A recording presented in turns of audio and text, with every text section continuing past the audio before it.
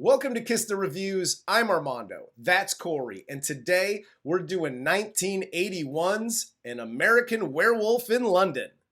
Before we get started, if you want to follow me or Corey on Twitter, you can follow me at Junior D's. You can follow Corey at Corey_idle. And if you want to follow the show, better follow. You can follow us on TikTok, Instagram, and Twitter at Kiss the Reviews. Okay, we need more followers on TikTok. So if you're watching this, follow us on TikTok if you have a TikTok account. Some good. It's like the best of the best. It's like the really good jokes, and mostly Corey, because we discussed Corey's the wild card on this show. So it's a lot of Corey being the wild card. Which there's a lot of white guys making assholes of themselves on TikTok these days. So if you can mine through the rest of the shit, we're there. Fair enough. Well, let's get into the cast of 1981's An American Werewolf in London. This film stars David Naughton as David Kessler, Jenny Agutter as Nurse Alex Price, John Woodvine as Dr. Hirsch, and Griffin Dunne as Jack Goodman. And also, I just want to throw this one in there. It's I don't know how familiar you are with British TV shows, but I'm wearing my Young Ones shirt. And Rik Mayall is the second chess player in the bar. Oh. One of my favorite comedic actors, rest in peace. I think he died a couple years ago. Love that guy. I like a lot of actors. We've discussed my Columbus short infatuation. I think the entire world knows about your Columbus short infatuation at this point. Yes, but I don't own a Columbus short shirt or a coffee mug or a hat. None of that. I got my Young Ones shirt. Who owns a Rik Mayall coffee mug? I do. This is how much I love that guy. I'll say this about Rik Mayall. I'd never heard of him before. He did do, but that's awesome. That's awesome. Everybody needs that guy. Well, he did do the one comedy, Drop Dead Fred. Okay. But for the American audiences, it was kind of a flop. I loved it because I love Rik Mayall. And Phoebe Cates looked good as fuck in that movie. Yes. And so for anybody that doesn't know who Rik Mayall is, he's Drop Dead Fred. Yeah! What happened to you? Look at you! And for anybody that looks like Phoebe Cates and Drop Dead Fred, call this guy. Well, then let's get into An American Werewolf in London. Spoiler alert, love this movie. Have since I was a kid when I first saw it. And scared the shit out of me when I think I saw it when I was like 10 or 12, somewhere in that, that age range. But this thing scared the shit out of me. I love this movie. Yeah, no, this movie's awesome. I mean, to say it's a classic is almost an understatement at this point. Yeah. And it is one of the OG horror comedy movies out there. Absolutely. And for that alone, pulling that off is incredibly difficult. Because you're either like Young Frankenstein or you're a scary movie. Yeah. It's really hard to balance both out and actually be a scary. Like Shaun of the Dead is not scary in any way. It's just an awesome comedy involving the zombie apocalypse. This is a scary movie that is still very funny. And that's one of the things I forget in between watching it. It seems like every time. Is just how funny this movie really is. Yeah, no, I enjoy this movie every single time I watch it, but let's jump in. So this movie opens with two American tourists, David and Jack. They're backpacking through England. They get to a local town and they go to the Slaughtered Lamb pub. And here's a couple of things, just off the rip. And this is for all the tourists out there. Don't do that, it's not good for you. Hi, tourists. You are now doing the famous, now cliched, I'm backpacking across Europe thing. And that's all well and good. You want to find yourself or do whatever. Cool. You get to a small town in whatever country. You walk into a pub. They say, we have only spirits and beers. Guess what you're ordering, motherfucker? Spirits or beers. You're not asking for them to make tea. You're not asking if they got coffee. It's whiskey or beer. Make it simple and get out. You're a visitor there. Okay? Don't do the American thing like these guys do. And they're like, hey, what's the pentagram on the fucking wall for? What's this? Why don't you have food? Don't do any of that. That was my thing with this scene is they walk in and automatically, right, they're the outsiders. Everybody's staring at them and the, hi! Griffin Dunne does like the Corey thing. Hi, everybody! Like, fuck your awkwardness. I'm going to make it more awkward and just step in the poop. But you get it to a point where everybody's laughing, right? Big joke around the table is the Alamo. So everybody's laughing now. The guys told the joke about the Alamo.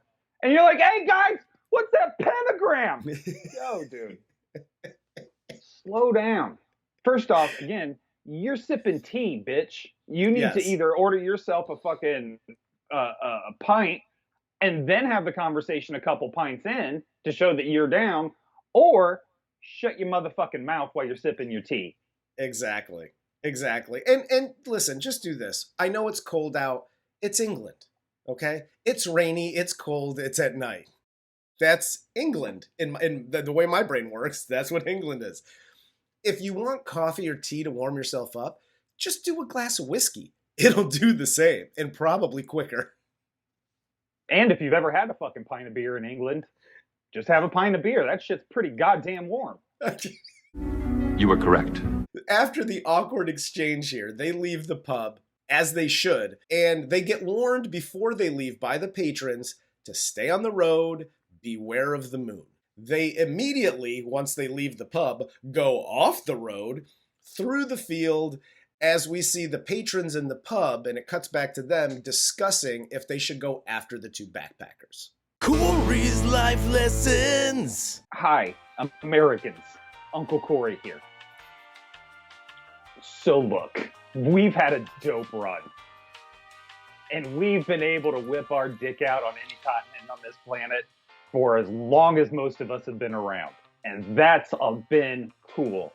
But when the locals tell you to stick to the fucking road and beware the moon, when you're like getting thrown out of a bar because you pointed at a fucking pentagram, stick to the fucking road. What are you, a toddler? My God. You were right. That's like I spent a week hiking through Yellowstone once, right? A lot of fun. They all said, take bear spray. You need to have bear spray. So you know what I did so I didn't get eaten by a fucking bear? I took fucking bear spray. Listen to when people are telling you shit that know more than you do. Yes, 100%. So after they go off-roading here through the field, they start to hear some howling. They try to turn around and go back to the slaughtered lamb, but they're lost now. Jack gets murked by a werewolf, and then David goes back for him. He gets attacked as well, and the werewolf gets shot by the bar patrons, and David survives. This is where the movie would differ, or at least end, if this was Armando and I backpacking through the moors at night. Because I would have been attacked, and Armando would have never stopped running. I'm just high knees, like I'm out of there. He would have remembered me on the flight back to America. Like, why is this seat empty? Oh shit, Corey was there. Dude, listen. I get it. The werewolf is a human that changes. If there's a human-sized wolf, okay, whether you believe in werewolves or not, there is a human, grown man-sized wolf attacking your friend, just run. Just run. You deal with that, whatever, the guilt of running or I didn't help. Get what they call the fuck out of there, okay? That's your only job at that point. Yeah, I agree with you, but being the one that would be attacked in that situation, I kind of feel like that was the same defense a lot of people used with Harvey Weinstein. Like, this giant hairy wolf man was attacking all of us, and I just ran. Well, I didn't say don't say anything. Like, this isn't like a don't... Thanks. You tell people at Heathrow, at TSA. Yes. I have no laptops. I have no bottled water. By the way, my friend got eaten by a giant wolf. 100%. 100%. You alert the people, and then you just be on your way. Hell yes. And then you'd ask if anybody had Columbus's Short's phone number so he could do a podcast with you. 100%. He's Columbus Short, and Armando is the new Kiss the Reviews. That was fast. Don't shed a tear for me, Argentina, you fucking prick. We cut to the hospital where David is getting molested by the nurses while he sleeps. Okay, when you say like, oh, this movie's funny. And it's funny in a couple of different ways. One, the nurses are like, yeah, he's got a big cock. I was taking it and gave him a little jabba there. And they're talking about his dick and like whatever. So they've obviously been like fingering his butthole or doing whatever as he sleeps. That's one. The other thing, and this is why I love movies that take place in England. British people, no matter how angry, no matter how just pissed at you they are, everything always comes off as very polite, which I find hilarious because I don't have that gear.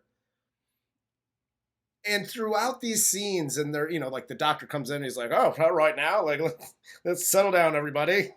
Mm-hmm. Quit playing with this cock now. Like, everything is so fucking polite, which made me laugh. Even the slightly anti-Semitic, I think he's a Jew. Well, I think he's a Jew. What makes you say that? I've had a look. And here's what I want to know. Where are these cock-pulling nurses when I've been in the hospital? Yeah, they don't exist. I would go to the hospital or a doctor a lot more if they played with my wiener a little bit. Exactly. That does not happen. I usually get fisted up the asshole and like, all clear. It's all clear in here. Yeah, no, I've come to realize after doing the show for quite some time that this only exists when you write it in a script, and that's it. Yeah, I can't even make myself write it in a script. It's so unbelievable. So when Jack wakes up, the doctor informs him that he's been unconscious for 3 weeks. The cops then show up. And when David tells them that he and his friend were attacked by an animal, the main detective says, cool story, bro. And you were attacked by a man. There were witnesses. Yeah, and I like this just from the simple fact that they show him get the wolf getting shot and turning back into a man. Mm-hmm. Now, I don't like that we're foregoing the whole silver bullet of it all. Yeah. Because they're shooting this dude with shotgun, which is just buckshot, but whatever. That's fine. But I do like that. So the evidence is there that there was a man. It's not like, no, this is a big government cover-up of the wolf in the moor. Like, get the fuck out of here with all that jazz. Like, this makes sense. And this is what I like with good movie making, is they show that wolf gets shot. They show him turn into a man dead. So you think it's a throwaway shot when you see him dead, because obviously we know it's a werewolf. It's in the title of the fucking film. Yeah. So then it transitions to, no, dude, this was a man. We have evidence there were witnesses. It makes total sense if you're paying just a little bit of attention. Yeah. This is the shit in filmmaking I love, because I can almost guarantee, well, it was written and directed by John Landis, so 9 times out of 10, this would not be the case. But the director usually is the one that includes that shot and keeps that shot in the film for that reason. That's not necessarily the writer's call, which is bullshit. We should have all say over everything that happens on the set. Exactly. And fortunately for John Landis, there was no helicopters in this film, but I digress. David here starts flirting with his nurse, Alex, and he's having weird dreams about wolf human soldiers killing everyone. And he also sees his friend Jack all mangled. And Jack warns David that he's now a werewolf and that he needs to kill himself to break the werewolf's bloodline. Now, here's an interesting detail I don't know if anybody else caught, because the whole, I think he's a Jew because he's circumcised comment never comes up again, right? It's just, again, a throwaway. Yeah. But the wolf soldiers that come to his house are wearing Nazi uniforms. Yes. And two, there's a fucking menorah behind him on the shelf when he's on his couch. So he is Jewish. So the whole doctor coming in being like, that's not a thing. It's common practice these days for cleanliness. Apparently fucking not to John Landis. No, apparently not. Apparently not. That is strictly reserved for the sons of Abraham. Yeah. Nobody else. So Alex, David's nurse, then invites him to stay with her when he's discharged from the hospital. And when they get there, after sharing way too much information about herself, Alex and David shower together, and then they have a bit of a shag. I also love, too, how she's like, I don't take a lot of patients home. And he's like, well, I should hope not. Dude, slow your roll on the judgment. You're about to crush ass. Like, leave it alone. The hot nurse is taking you home. Just play it cool. You don't have to judge her right now. Yes. Out of all the nurses... What if she's like, I took an extra guy, I took 2 patients home one time, you're the third. He's going to be like, you fucking whore! And just run away down the streets of London. And the other thing, too, that made me laugh about this whole thing is, whether it's the 70s, whether it's the 80s, or today, I don't think it's common or standard practice for a nurse to go, hey, I feel bad for this guy. He was attacked by an animal, a man, whatever. He's all fucked up. He's been in a coma, and he doesn't have a place to stay. I'm going to take him back to my house. Like, something tells me that, goes against, I don't know, HIPAA, or there's some rule that, out there that, you probably shouldn't do this, but nobody bats an eye. Even the doctor's like, all right, so you took the patient back to your house. And there is never a discussion about that situation. Yeah. I mean, this is an easy one to figure out. What country is this set in? England. Socialized medicine, bro. That's what you get. Well, I want socialized medicine even more now. Dude, I signed up for Obamacare. I have been slamming ass ever since. It's insane. That night, while Alex is asleep, David wakes up to use the bathroom. He's visited by Jack again. Jack warns him that a full moon is coming and he needs to kill himself. What I like about these scenes is that Jack progressively gets more decayed as the movie goes on. I really, really liked that. It's that little thing. And again, if you pay half attention, you'll notice that throughout every single time Jack hits the screen, he's just a little bit more decayed. Yeah, and him constantly, when you first see him, you're like, oh shit, this is another hallucination. He's dreaming, that kind of thing. But then as he decays, you're like, I don't think he's hallucinating. Jack is the undead. Yes. He really is. And I thought you said you were going to like this because it reminds you of my calls to you every full moon. Is it possible this story is true? Yes, it is. The doctor then goes to the Slaughtered Lamb pub. He starts asking questions about the 2 American boys. He immediately gets the delightful treatment of all the patrons there. And as he goes out to his car, he talks to the dart player who skedaddled the minute he got in there. And he starts spilling the beans until the main chess player comes out and he's like, all right, run away. We ain't talking about that. Yeah. Who the fuck elected this pussy ass bitch mayor of Wolftown? First off, the wolf is dead and gone. Yes. You guys are all still holed up in this fucking place like it's the apocalypse outside. Yep. It's over. You killed him. Yep. Second, you are such a ready-made bitch talking to this bald fuck. But I just don't understand how you're like, oh, I ain't saying nothing. I ain't saying a word. Here's a better idea, guys. Okay, we'll just do this. Corey's life lessons. Hi guys who are hiding a secret. Uncle Corey here. If you want to keep your secret a secret, lie better.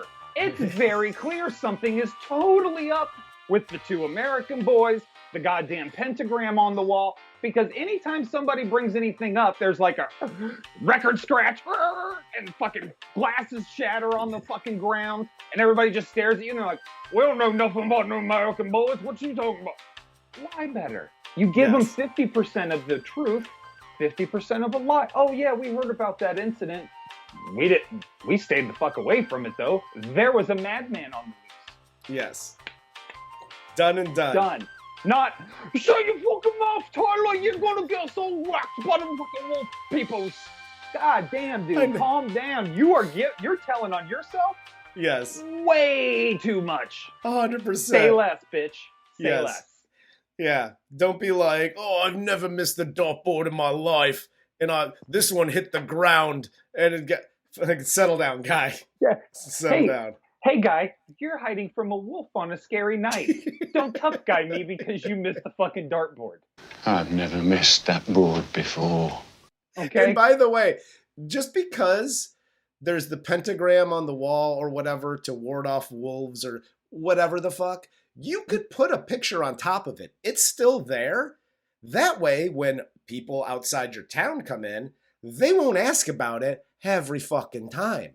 Because you know what people do ask about? And I know I said don't do it, but it's a little strange when you walk into a pub and there's a pentagram on the fucking wall. Hang a picture of the Queen over the top of it or whatever. I'm sure she'll scare off the fucking werewolves too. It's fine. It's a double whammy. Don't be bad-mouthing the Queen, you. Alex then goes to work at the hospital. She leaves David at home. That night, during the full moon, David starts writhing in pain, transforms into a wolf. And for those who haven't seen this is why Michael Jackson wanted John Landis to direct his Thriller video. It was this scene of the transformation into the wolf, and that's how the whole Thriller thing came about. Like, yes. So... And I have to offer this. I know you're kind of the don't do that guy, but I gotta do Corey's life lessons. Hi, ladies. Uncle Corey here. So a guy made you come. That's awesome. You don't know this man. Don't leave him alone in your house. I gotta go to work. You don't have a job, which is usually the guys that make you come the hardest. And I need you to step out of my house for about 8 to 9 hours. I'll be back. Entertain yourself. There's a movie theater around the street. There's even a porn theater downtown you can go visit in Piccadilly Circus if you get bored. Yes. There's a million things you can do outside of my house when I'm not home. Stranger that made me come one time. Yes. Also, I'm gonna throw in a couple of things here about this whole transition scene and all of that. So I thought Wolfman had nards. He doesn't have nards! Do it! Wolfman's got nards! Come on! According to this scene, Wolfman didn't even have dick at all. He's just smooth down there. He's like a Ken doll. In fairness, when I get scared, it looks like I have a giant clit my shit goes inside so far. So when I don't know, turning into a fucking werewolf and bones and muscles are coming out of nowhere and enlarging, my guess is everything is just tucking up inside of me, and it's like, oh, we'll see you another day. My dick is the biggest fair weather fan of all time. Listen, I'm not scared at all if I'm turning into a werewolf, and here's why. I mean, it's because you got to shave because you already got to shave every day. Exactly. And I mean, you're back. Oh, I got a back shaver in the shower, guy.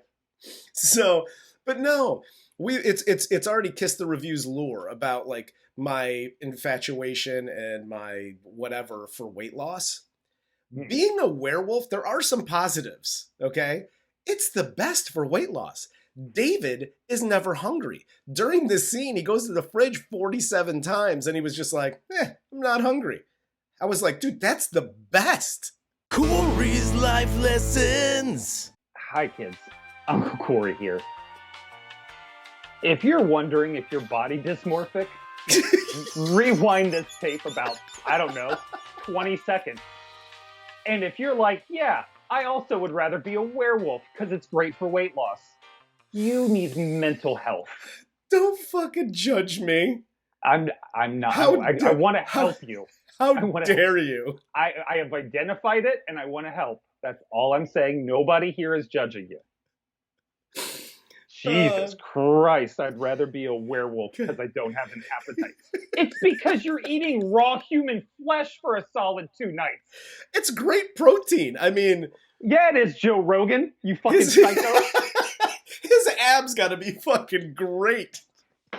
David goes out on the town here. He stalks and kills a few people. The first is a man and woman. And the place that this man and woman are going to for, like, I don't know, a dinner party or whatever, the woman sees the attack from outside the window. And she's like, Sean, there's some hooligans in the park again.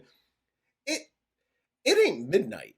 Like, I know it gets dark. It's, you know, harder to see. Maybe you're getting a little older and the eyes aren't what they used to be, okay? But if there's a 6-foot wolf attacking 2 people, I'm pretty sure you can at least make out the silhouettes of it all. I will give this for American white women. They will call the cops very fast. Yes, absolutely. Which is exactly what you do. Not a bunch of hooligans are beating the shit out of people. Hey, my posh husband's sipping fucking brandy like it's going out of style. Go downstairs and check it out. Fuck you, lady. Our doors are locked. Call the cops. So David then wakes up thinking it was all another nightmare, even though he wakes up naked in, like, the wolf pen at the zoo. So he steals balloons from a kid and runs home. And I got a quick, don't do that for this goddamn scene, okay? I have to say this before you start. The only reason you beat me to this is because you were talking first. I want that on the record. Duly noted. Don't do that, it's not good for you. Hi, literally anybody, okay? You've now woken up naked in a wolf den. You need to get back home. It happens from time to time, okay? Especially when you drink like I do. You're naked, you gotta get back home. You're trying to figure out, like, fuck, I need some clothes, right? Okay, first of all, don't go up to a kid and ask him for his balloons. And definitely don't tell the kid, I'll give you £1. Hey, kid. Little boy with the balloons. If you come over here, I'll give you £1. Nobody comes out of that unscathed. Don't ever tell a small child you'll give him £1 for his balloons. Unless you're Pennywise. This is all bad. All bad. Don't do any of this. And then he said, and then he fucking over the topped it. He topped himself. He was like, I'll give you £1 for the balloons. And he was like, I'll give you £2. And I'm like, not even 1, dude. Like, stop it. He was going to give him £1 when he was facing away from him, but then he turned around and saw how cute he was. And was like, no, I'll give you 2. £2. Don't pound anybody. Okay, that's the moral of the story here. Especially little kids. Yes. The doctor then returns to London. He warns Alex to keep an eye on David, but gives her literally no other information, like, this guy might be turning into a wolf at night.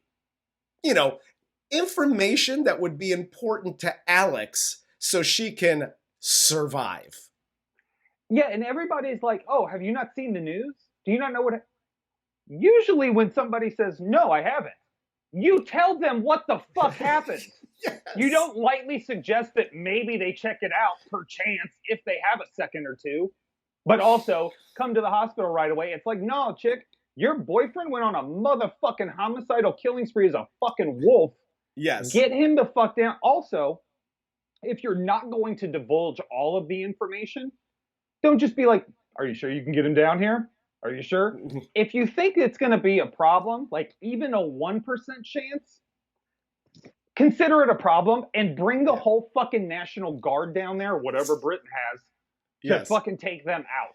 Yeah, absolutely. And by the way, you don't even have to tell her, like, I think he's a werewolf.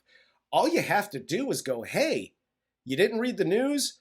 Cool. Well, this is what's happening. There's been like 40 people who have been brutally slaughtered in London since David has left the hospital.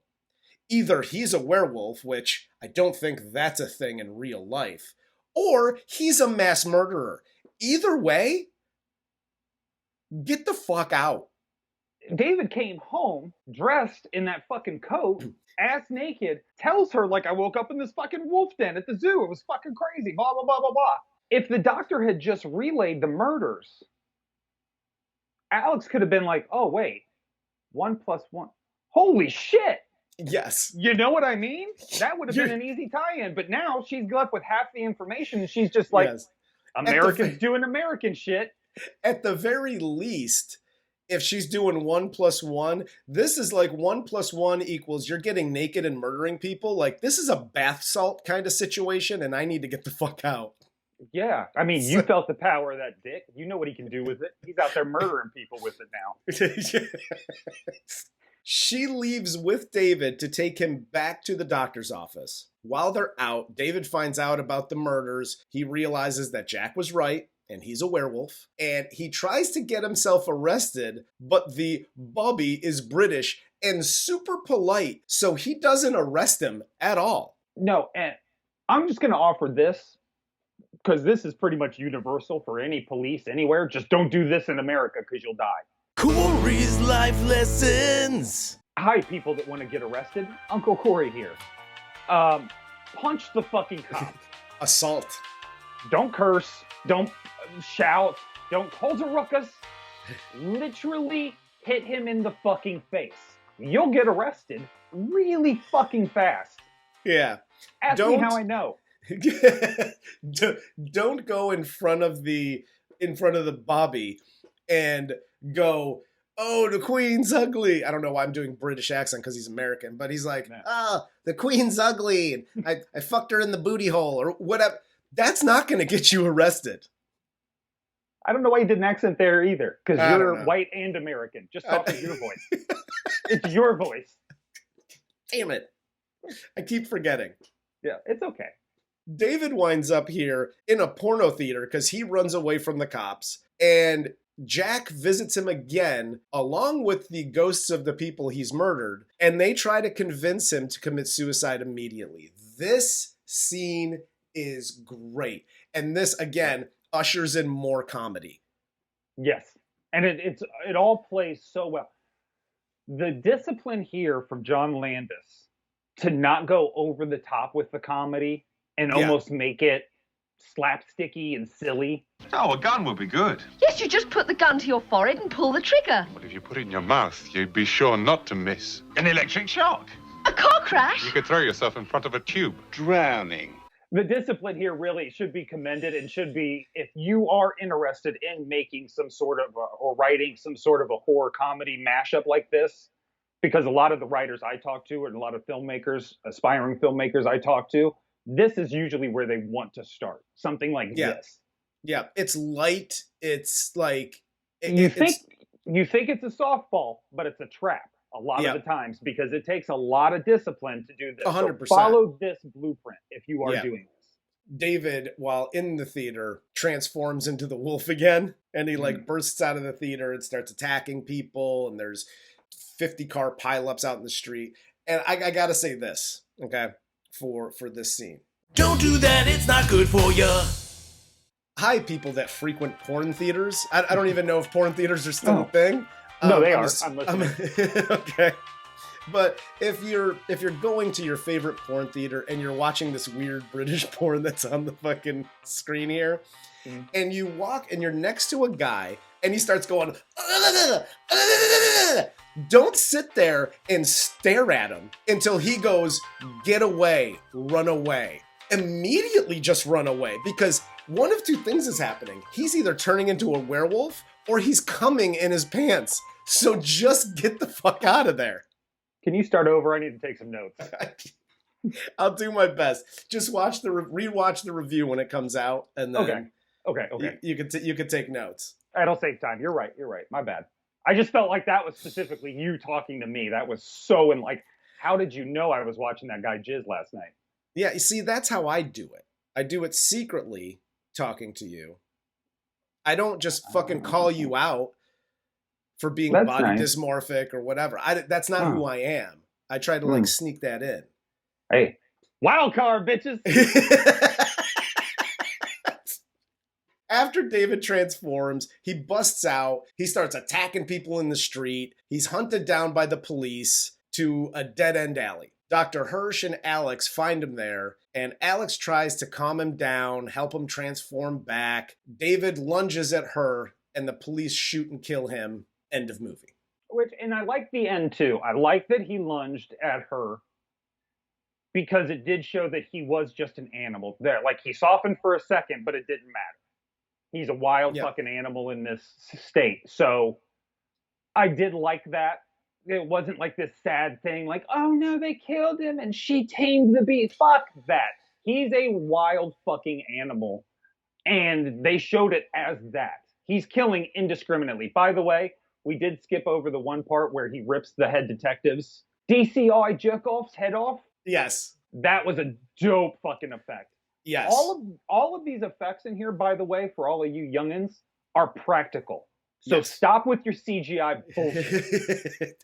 Practical effects. Listen, we've talked about this ad nauseum on the practical effects when done right are so good.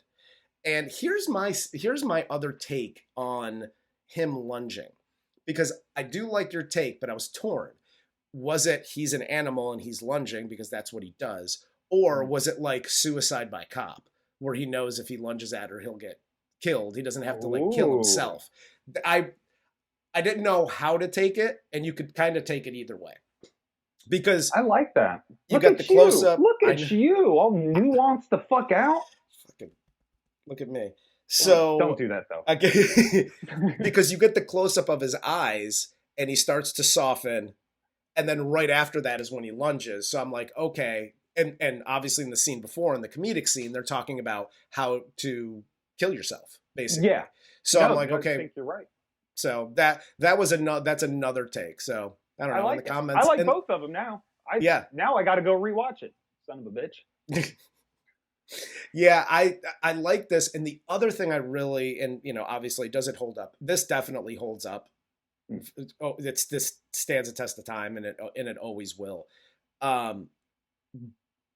But with what I really liked about this is it's almost the Jaws of it all, right? Mm-hmm. You don't get a lot of the wolf until the very end. As he's like going through the streets and yada yada. You get the face, you get he attacks, but it cuts to black. You just hear the screams. Yep. And then at the end is when and I don't know, and I'd like to know, obviously we don't do research here, so I would like to know if this was a conscious decision to do that and do like the big reveal at the end where you get more of the wolf, you get to see the attacks, or if it was like Jaws and it was like, God, this looks fucking terrible, or the wolf costume or whatever didn't look right on film, so we just cut it all. I think I would lean more towards the latter, that it was a conscious decision, because the impact right about the time he's in the porn place turning is right around the time I was like, great, a lot more of not seeing kills. You know what I mean? Yeah. So I think the impact of it, and then the brutality of that head getting ripped off. Yeah. As that big kill in the theater or outside of the theater was so much more impactful because we hadn't seen shit. We basically seen dog attacks from far away at best. Yes, so, exactly. So I think you're 100% correct. That was a conscious decision, and it works. It 100% works because the impact is phenomenal. It just is. Yeah. And I think outside of the sex scene, depending on how Puritan your fucking morals are, this is a great introduction into horror for your children. Yes. Because there are scares, there are effects that are pretty gnarly, Yeah. But also, they're no worse than the Thriller video, like Armando brought up earlier. Yeah. Part of the reason this movie never scared me like that was because I saw the Thriller video first as a kid. So the Thriller video scared me when I first saw it. Yeah.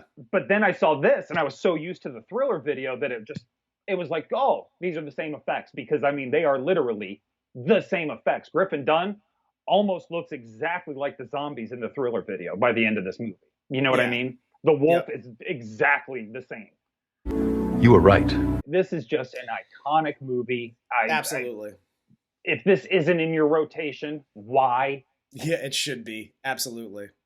It takes itself just seriously enough, but has enough fun with it that it plays.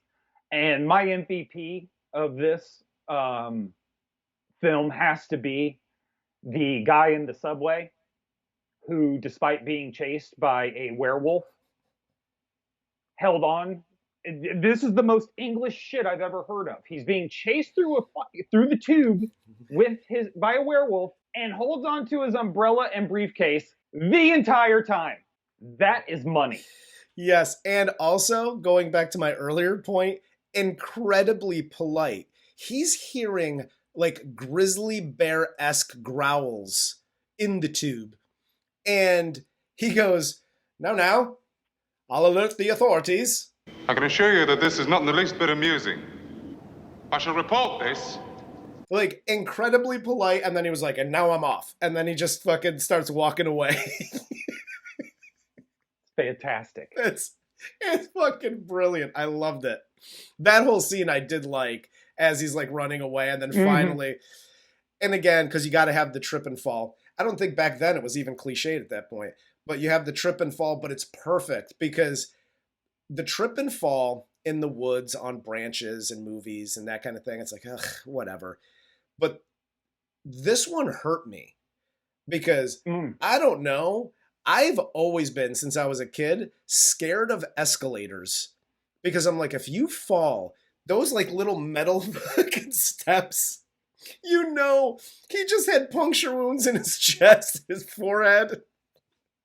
And immediately, as soon as he tripped and fell, I was like, oh, yeah, I'd be dead too. I would just give up. Like, yeah, I just fell on an escalator. I'm fucked. Yeah, I think that's fair. Part of me was like, get up and run, but you're right. I also would have been like, oh, my knee. So exactly. But no, I mean, that's all I got. I know we've both like tongue kissed this movie, as we should have, because this movie is freaking incredible. But that's all I got. Do you got anything else? No, sir. Awesome. Well, for Corey, I'm Armando. This is Kiss the Reviews, and this was 1981's An American Werewolf in London. Still don't have the budget.